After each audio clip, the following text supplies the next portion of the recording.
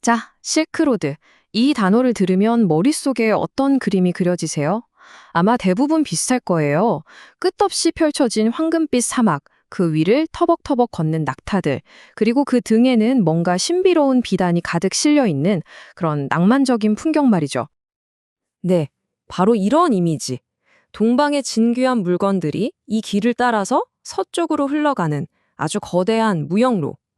우리 대부분은 실크로드를 바로 이렇게 기억하고 있죠. 그런데 만약에 이 모든 이미지가 사실은 꽤 최근에 만들어진 일종의 오해에서 시작된 거라면 어떨까요? 이게 사실은요, 실크로드라는 이름, 고대에는 아예 없던 말입니다. 1877년 독일의 한 지리학자 페르디난트 폰 리히트호펜이라는 사람이 중국 비단에 완전히 매료돼서 이 길에 처음으로 자이덴 슈트라세, 그러니까 비단길이라는 이름을 붙였던 거죠. 이 이름에 워낙 못치고 낭만적이다 보니까 우리가 이 길의 진짜 중요한 모습을 놓치고 있었던 겁니다. 그래서 오늘 이 실크로드라는 이름표를 한번 잠시 떼어놓고 보려고 합니다.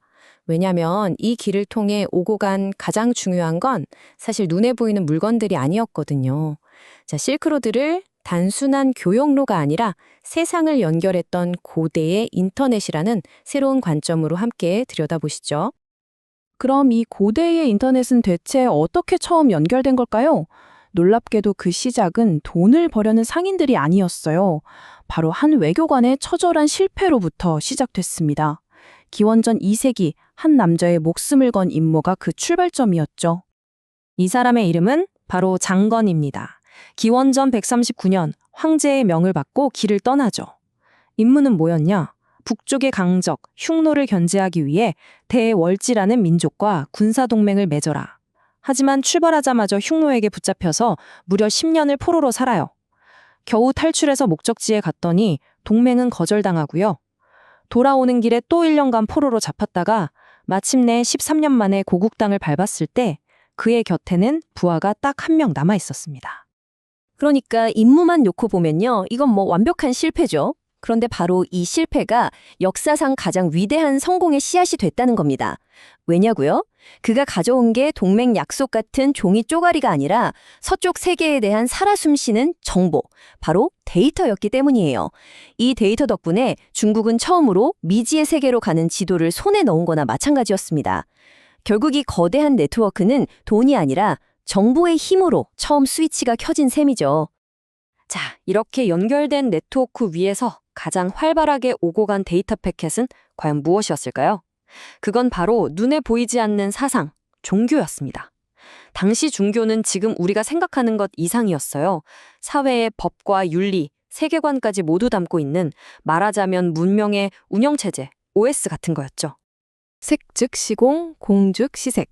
반야심경의 이 유명한 구절 다들 한 번쯤은 들어보셨죠? 이 아름다운 번역을 통해서 불교의 핵심 사상을 동아시아 전체에 퍼뜨린 인물이 있었는데 바로 실크로드 한가운데서 태어난 천재승려 쿠마라지바였습니다. 쿠마라지바는 그냥 산스크리트어를 한자로 기계처럼 옮긴 게 아니었어요. 중국 사람들에게 이미 익숙했던 노장 사상의 개념들을 빌려와서 아주 낯선 불교의 심오한 개념들을 설명했죠. 이걸 격의 불교라고 부릅니다. 그러니까 그는 단순한 번역가가 아니었던 거예요. 외국의 소프트웨어를 새로운 운영체제에 맞게 완벽하게 현지화시킨 위대한 문화 코디네이터였던 셈입니다. 근데 이 길을 따라온 건 불교뿐만이 아니었어요. 서방 세계에서 이단으로 찍혀서 쫓겨났던 기독교의 한 분파, 네스토리우스파도 있었죠. 이들은 실크로드라는 이 열린 네트워크를 통해서 동쪽으로 피난와서 당나라 수도 장안에 정착합니다. 심지어 기록을 보면 자신들의 신을 중국인들에게 설명하기 위해서 도 같은 익숙한 개념을 사용했다고 해요. 이건 뭘 보여주냐면요. 실크로드가 주류에서 밀려난 소수의 아이디어들에게 새로운 기회를 주는 대안 네트워크의 역할까지 했다는 겁니다. 자, 그럼 이제 아이디어라는 소프트웨어를 봤으니 세상을 실질적으로 바꾼 하드웨어, 즉 기술의 교류로 한번 넘어가 보죠. 이 길은 말 그대로 인류의 지식을 업그레이드시키는 거대한 기술 공유의 장이었습니다. 우리가 보통 학교에서 이렇게 배우잖아요. 751년에 있었던 탈라스 전투에서 당나라가 이슬람 제국에 패배했고 그때 포로로 잡혀간 기술자들 때문에 제지술이 서쪽으로 전해졌다. 많이들 들어보신 이야기일 거예요. 그런데 최근 연구 결과들을 보면 이게 좀 더 복잡한 이야기입니다. 사실 종이 자체는 그 이전부터 실크로드를 통해서 중앙아시아에 이미 알려져 있었어요. 그럼 탈라스 전투는 의미가 없었냐? 아니요. 진짜 중요한 차이가 바로 여기에 있습니다.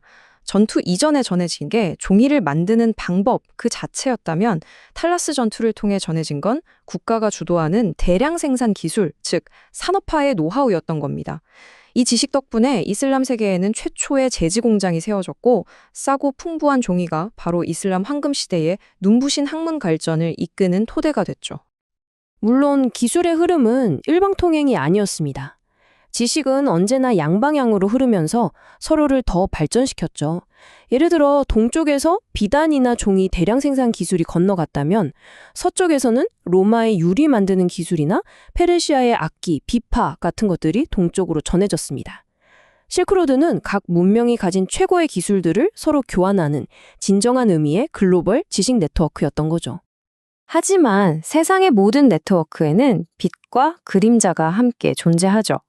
연결된다는 건 축복이기도 하지만 때로는 재앙의 통로가 되기도 합니다.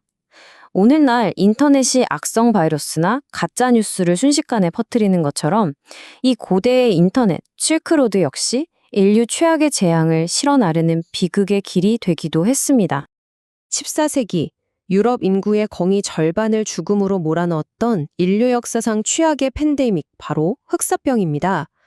이 끔찍한 병이 대체 어디서부터 시작된 건지 이건 정말 수백 년 동안 풀리지 않는 미스터리였어요. 그런데 불과 몇 년 전 21세기의 과학기술이 마침내 700년 전의 범인을 찾아냈습니다.